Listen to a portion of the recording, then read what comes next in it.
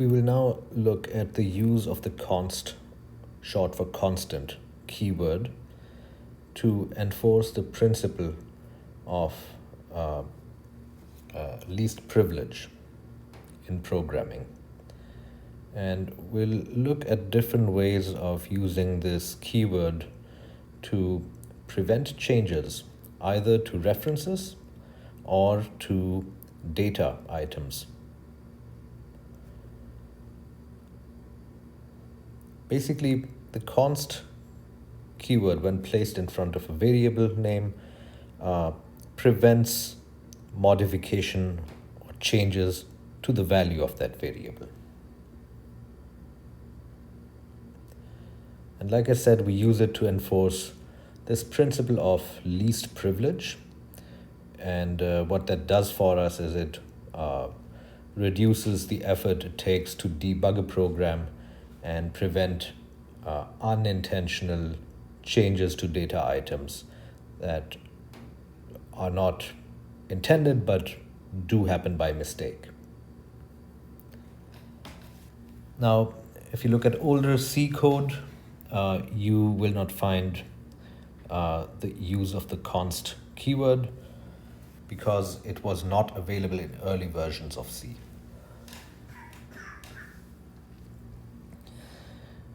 And for that reason, there are a lot of opportunities for improving or re-engineering old C code. Now there are 6 possibilities for using the const keyword in function parameters. There are 2 ways to use it when passing arguments by value, and 4 when passing arguments or parameters by reference.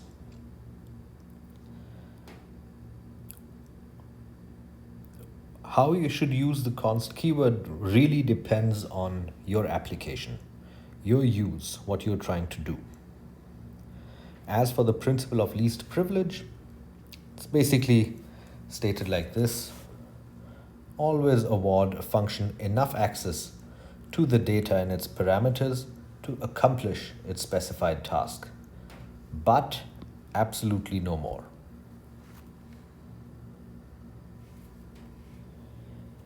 Now, up to chapter 5, what we saw was that when we used functions, parameters, all the parameters we saw up to that point were all passed by values, meaning that a called function would receive a copy, a local copy of each of the arguments with which it could do as it pleased.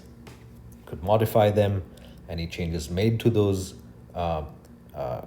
local copies of those arguments would not affect the original values in the calling function.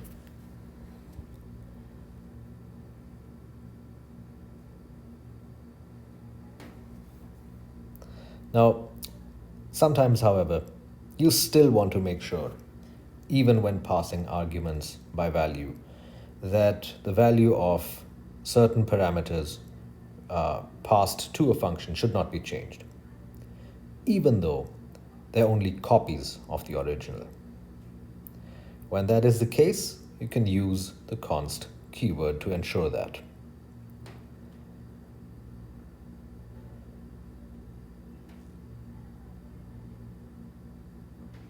And as an example, you can consider the case of passing a one-dimensional array.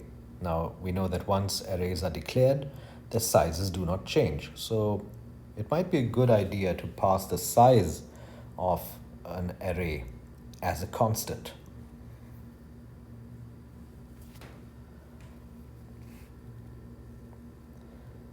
Now, even if such a function wants to go through all the elements of an array, there should really be no need to change the size parameter that was received that describes the highest index of this array.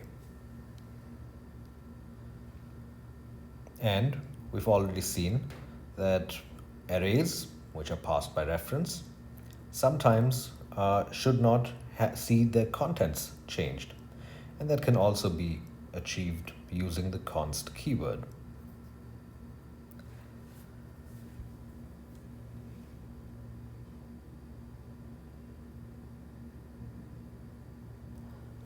If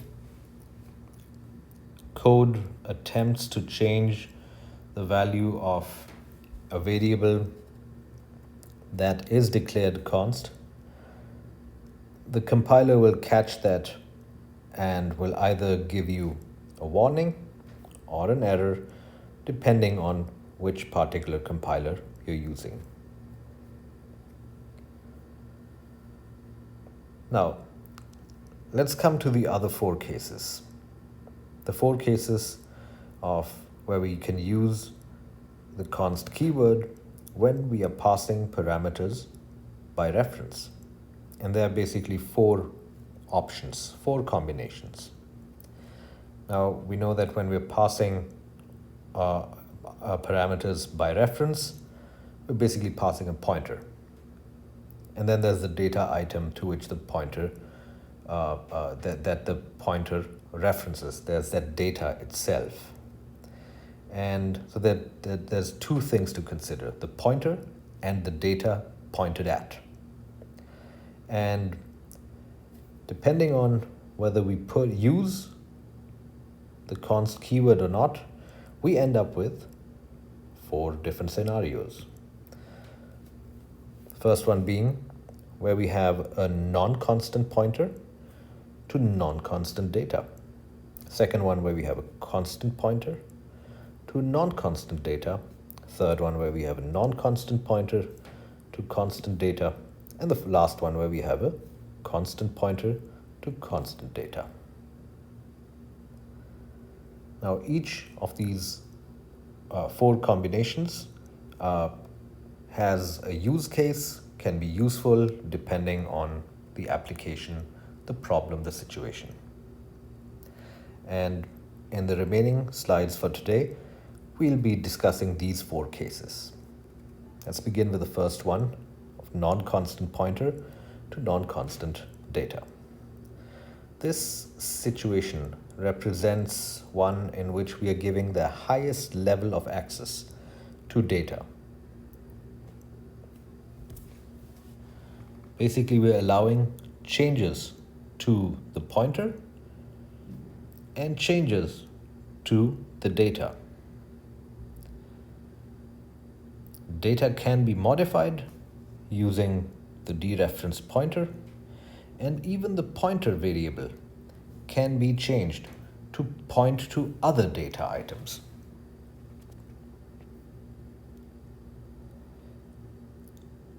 This situation is one in which we would actually not be using the const keyword anywhere. And one example application where you might want to do it this way is, for example, where you might use a pointer in a called function to receive a string as an argument. And that function may process that string. And in processing it, it may be changing the pointer's value itself.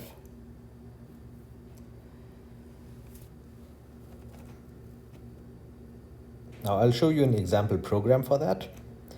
And in that example program, we have a function called convert to uppercase. And it has as a parameter a non-constant pointer to non-constant data. That string that we're going to convert from some string to a string consisting of all uppercase letters of the alphabet. In that example, we're going to call that pointer S pointer. S standing here for string pointer, because we'll be processing a string, an array of characters.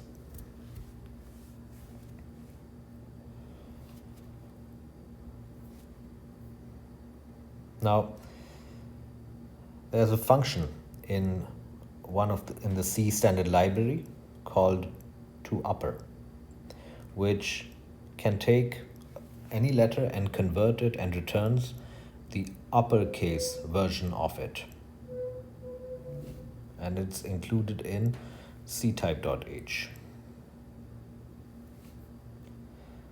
If the letter that is given as an argument to the function toUpper is already an uppercase character, it'll just return back the same character again. So if you give it a lowercase a, you'll get back an uppercase a. If you give it an uppercase a, you'll get back the same uppercase a. Now, we want to do this conversion not just to one character in the string, but to all characters in the string, which means we want to move from one character in the string to the next by changing the value of s pointer. So that is why we will be needing to change the pointer itself. And obviously, the conversion of lowercase to uppercase letters is why we need to have the data be non-constant, modifiable. And here's the sample program. The main function is very straightforward. We include standard IO and C-type header files. We declare a function prototype of the convert to uppercase function. Now this function doesn't return anything. It just takes as an argument a pointer to a character. And it will change whatever character is at that location. If it is a lowercase character, calling this function will change it to an uppercase character. So in the main function, we define a character array called string, and we initialize it with this string. You can see it looks kind of messy. Characters and $32.98, just some text. And as you can see over here, upper and lowercase characters are mixed. So we'll call the printf statement, print out the value of the string before conversion. Then we call our convert to uppercase function, and we print out the same string again. Let's take a look at the convert to uppercase function now. And this is it. As you can see, the keyword const is nowhere to be seen, nowhere to be found. The convert to uppercase function takes as an argument a character pointer. And as long as the pointer is not equal to null, that's the null character, it will pass the character at that location, pointed to by s pointer. It will pass that to the toUpper function in ctype.h, and the return value will be written back to the same location. So basically, we're replacing every character in the character pointed at by this argument. We're replacing it by its uppercase version. And when that is done, we increment s pointer. And all of this is happening in a while loop, which means after this we go back, now pointing at the next character in the string. Again, checking if that character is the end of the string, if it's a null character. If it's not, convert it to uppercase, move the pointer to the next character. So basically, initially, characters pointing, the s pointer is pointing to the first character in string. In the second iteration of the while loop, it'll point at the second character. When it goes into the third iteration of the third character, fourth, fifth, sixth, until we get to the end of the string, And remember, the end of the string is marked by a null character. When we hit the null character, we exit the while loop and we exit this function. And that's when we hit the second printf statement in main and print out the current value of string again. If all goes well, this is what we'll see. The value of string in the second printf statement. All characters replaced by uppercase characters.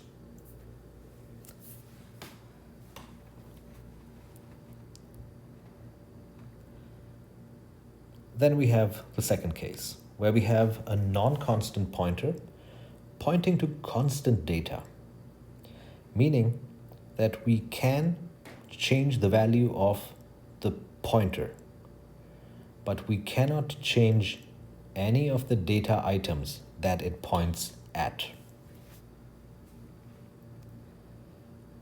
Now, you can use that to point at an array,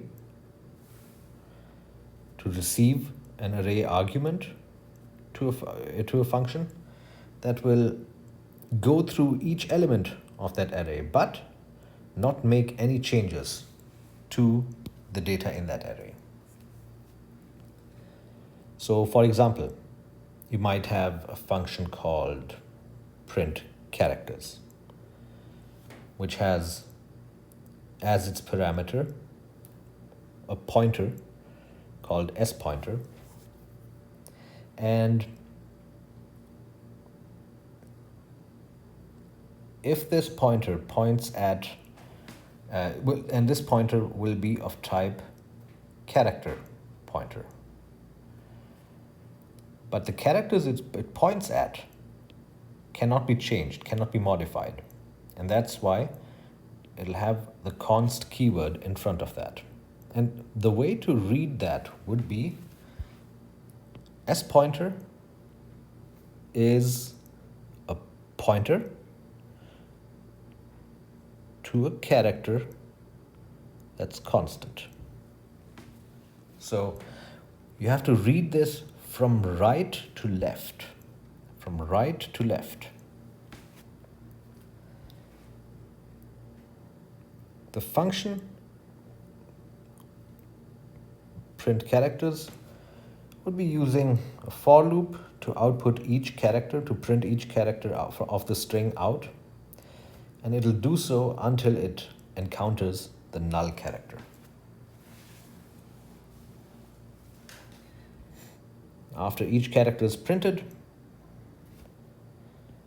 sPointer, string pointer, is incremented, or after each character is printed, sPointer is incremented, like in the previous example, to point to the next character in the string. And here's an example of that. So we have now a function called print characters. Take a look at its parameters. sPointer, sptr, is a pointer to a character that is constant. In the main function, we have a character array called string. Again, put in something different this time. Print characters of a string. That's the string that's inside it. We print out just a message. The string is colon, and then we call our function print characters with string as argument, and then a new line using puts. Let's take a look at the print characters function. It's kind of simple, kind of similar to the convert to uppercase function we saw in the previous example. So same type of argument over here, and inside it we have a for loop. Nothing needs to be initialized over here, and we have sPointer. The loop continues as long as s pointer doesn't point at a value that is null. And as long as that is true, s pointer is incremented, and inside it we print out that one character pointed at by s pointer.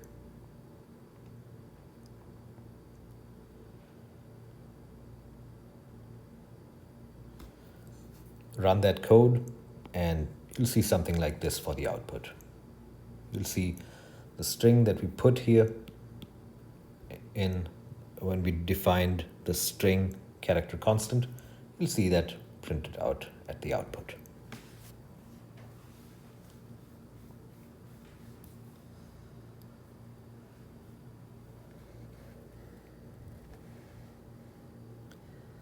Now let me show you something that, give you an example that shows how the const keyword can be used to actually protect data. So in the next example, I'll show you some code that will produce a compilation error. So in this one, we try to compile a function that receives a non-constant pointer, x pointer, pointing to constant data. But inside the function, we attempt to modify the data, and that won't happen. Okay, so here we have some function f, we'll just call it f, and we have again x pointer is a pointer to an integer constant. Okay, read from right to left to make sense of the notation. And in the main function, we define integer y, and we call function f and pass it a reference, the address of y. Now f receives a pointer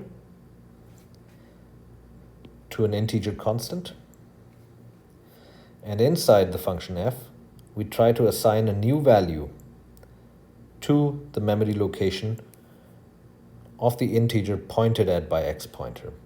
Now that cannot happen because the data item at that location has been declared constant right up here. When you try that, you'll get an error.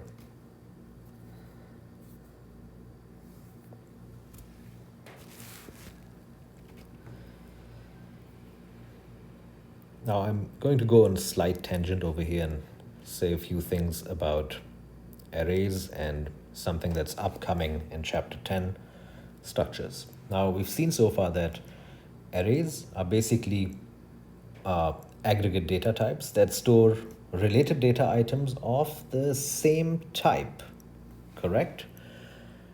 If an array is an integer array, it means that all elements in it that it consists of must all be integers. And when we pass arrays to functions, they always get passed by default. They're passed by reference. However, there's another form of aggregate data type called a structure. I've mentioned it before.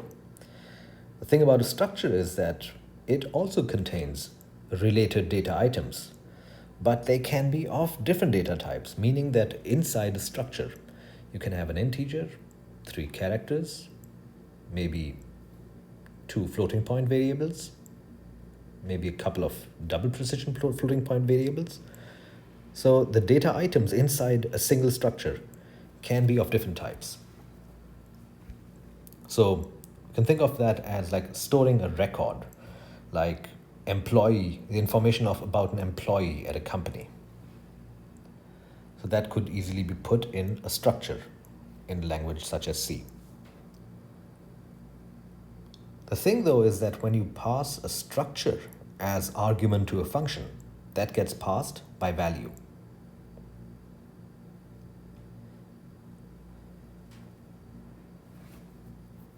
Which is good if you want to implement the the principle of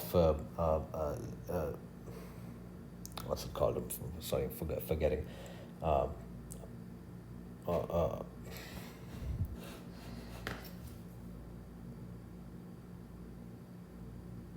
uh, the principle of least privilege.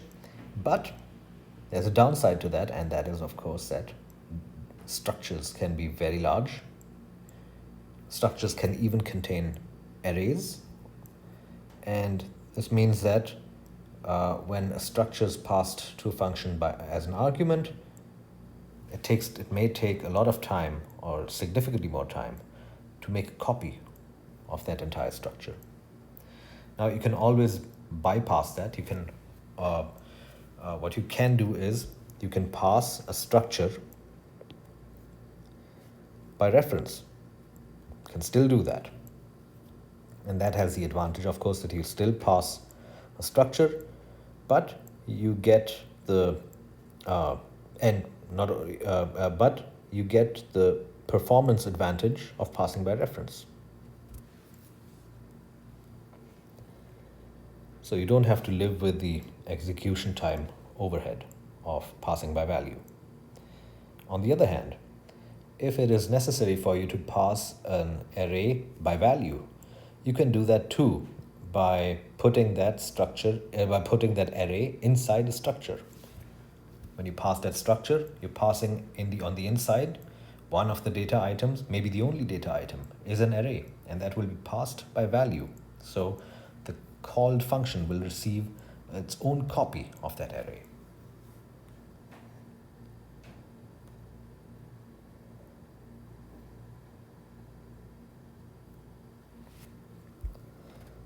Now, if you're working on a system, on a platform where memory is scarce and efficiency is a concern, you should look into using pointers more frequently. If memory is abundant and system efficiency is not much of a concern, you can pass data by value, and of course, you'll have the added advantage of enforcing the principle of least privilege at the same time. One thing to keep in mind, though, is that although you can enforce this principle of least privilege using either the const keyword and pass by value, some systems, some platforms may not be able or may not enforce the const keyword properly. So passing by value is always the safer choice.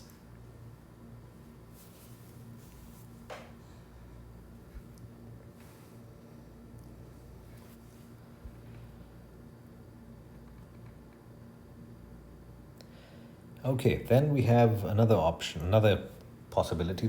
This was the third possibility, using a constant pointer to non-constant data. In this case, the pointer points to the same memory location, but the data at that location can be modified. This is the default for arrays. When you pass an array by just giving its array name, which is what we've been doing up to this point. The array name is a constant pointer. It can still be used to access all the data in the array by using indices.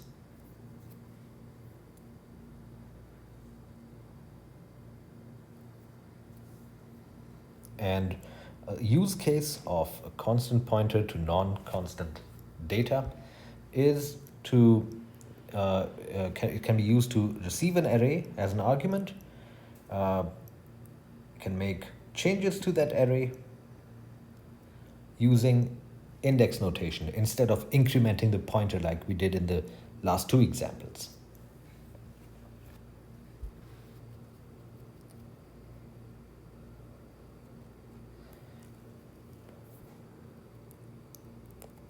Now, if you want to keep a pointer, or if you want to make a pointer constant, one thing you have to remember is that that means you must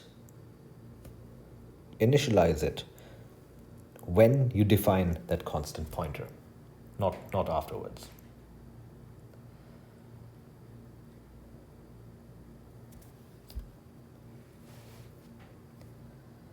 So let me show you an example where we try to modify a pointer that has been declared constant.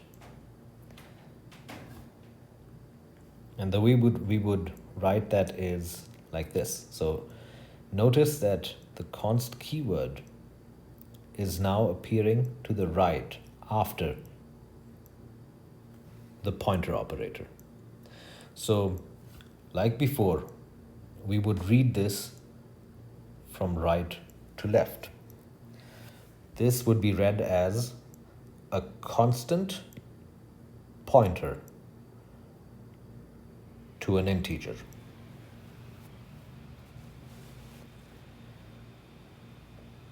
Now, in this example, what we'll try to do is we'll attempt to assign a new address, the address of y, to a pointer that's already initialized to something else and declared constant. We try to do that, we'll get an error message. So we have a main function over here. We define two variables, x and y. No need to initialize them even. And we declare a constant pointer to an integer called ptr, pointer. And we initialize it in the same statement, and we initialize it to the address of x. Okay, done. And on the next line, we assign x the value 7 by using the pointer to x, ptr. And that is allowed, that is okay. But in the last line, in the main function, we try to assign a new address to pointer. And that is not allowed because we have a constant. ptr is a constant pointer. So this will, even though this won't even run up to this point, this will produce an error.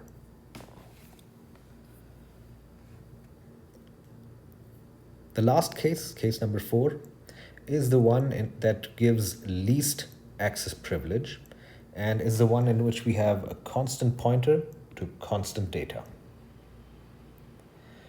In this case, the pointer always points to the same location and the data cannot be modified. This is how you should pass an array to a function that only looks at the array using the array index notation and does not make any changes to the array. Now, the way to define a pointer like that, and this is quite a mouthful, is like this. Again, to make sense of this, so there are two appearances of the keyword const in here. And the way to read that is, again, to read from right to left. So this would be a way to declare a constant pointer to an integer constant.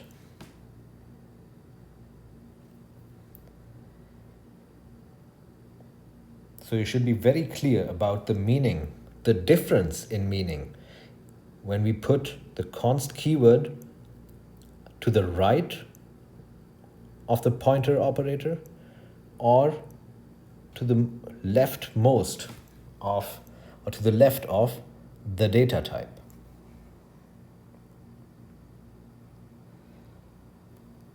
So in the following example, again, this is an example where we try to do something illegal.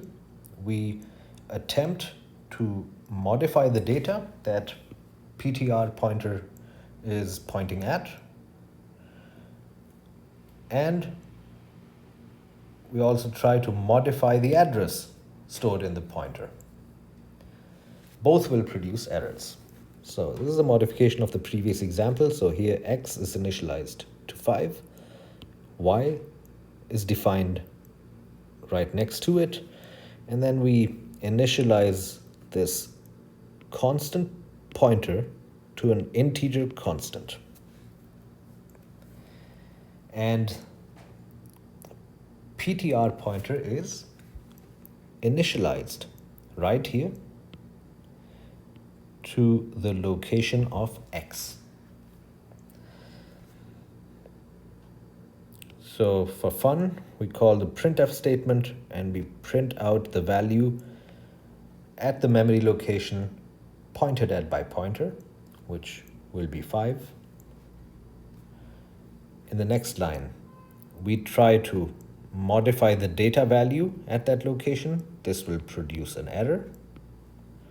And of course, we'll never get there. In the next line, we attempt to change the address that pointer is pointing at. That will also be cause of an error.